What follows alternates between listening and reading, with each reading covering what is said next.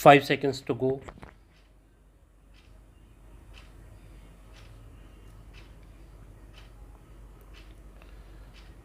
Start. Final judgment of Supreme Court cannot be assailed in writ petition. 13 December 2001, 5 heavily armed persons entered the Parliament House complex and inflicted heavy casualties on the security men on duty. In the gun battle, the 5 terrorists were killed. 9 persons, including 8 security personnel and 1 gardener, succumbed to the bullets of the terrorists, and 16 persons, including 13 security men, received injuries.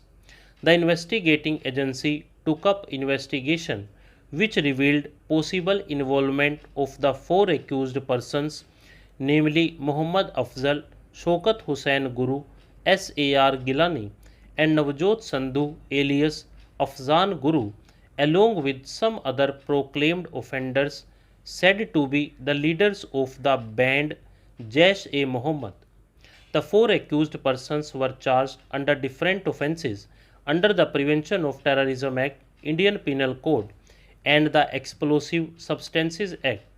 The designated court convicted 3 accused, namely Muhammad Afzal, Shaukat Hussain Guru, and S.A.R. Gilani, for the offences under sections 121, 121A, 122, section 120B, read with sections 302 and 307, read with section 120B IPC, subsections 2, 3 and 5 of section 3 and section 4B of the Prevention of Terrorism Act and sections 3 and 4 of the Explosive Substances Act. Accused numbers 1 and 2 were also convicted under section 3-4 of the Prevention of Terrorism Act.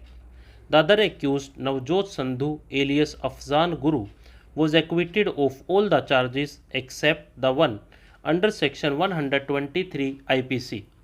The other 3 accused were awarded the death sentence under section 302, read with section 120B IPC and section 32 of POTA. They were also sentenced to life imprisonment on as many as 8 counts under the provisions of IPC, POTA and the Explosive Substances Act, in addition to varying amounts of fine. Each of the 4 accused filed appeals against the verdict of the designated judge to the Delhi High Court. The High Court dismissed the appeals of Muhammad Afzal and Shaukat Hussain Guru and confirmed the death sentence imposed on them. The High Court allowed the appeals of S.A.R. Gilani and Navjot Sandhu and acquitted them of all the charges. 7 appeals were preferred to the Supreme Court against the judgment of the High Court.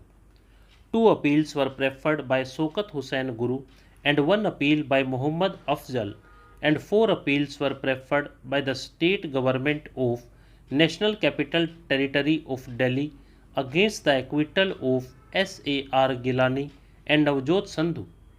The Supreme Court dismissed the appeal filed by Muhammad Afzal, and death sentence imposed upon him was confirmed. Appeal of Shaukat Hussain Guru was partly allowed. He was convicted under section 123 IPC and sentenced to undergo rigorous imprisonment of 10 years and to pay a fine of rupees 25,000, and in default of payment of fine, he was to undergo rigorous imprisonment for a further period of 1 year. His conviction on the other charges was set aside. The appeal filed by the state against the acquittal of S.A.R. Gilani and Afzan Guru were dismissed. Aggrieved by the order of the Supreme Court convicting him under section 123 IPC, Shaukat Hussain Guru filed a review petition under Article 137 of the Constitution. The petitioner took the ground that he had not been charged under section 123 IPC but has been convicted by the court for the offence under that section. However, the review petition was dismissed by the court. Aggrieved by dismissal of the review petition, Shaukat Hussain filed a curative petition contending therein that the Supreme Court had acquitted the petitioner on all charges framed against him but convicted him under section 123 IPC, an offence with which he was not charged and in respect of which even the public prosecutor did not advance any argument in the court.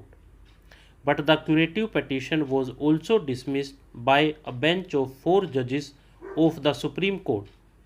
Thereafter, Shaukat Hussain Guru filed a writ petition under Article 32 of the Constitution, in which prayers are made for a writ of habeas corpus requiring the petitioner to be brought before the court and to release him after recording a finding that his continued detention is in violation of his fundamental right guaranteed by Article 21 of the Constitution.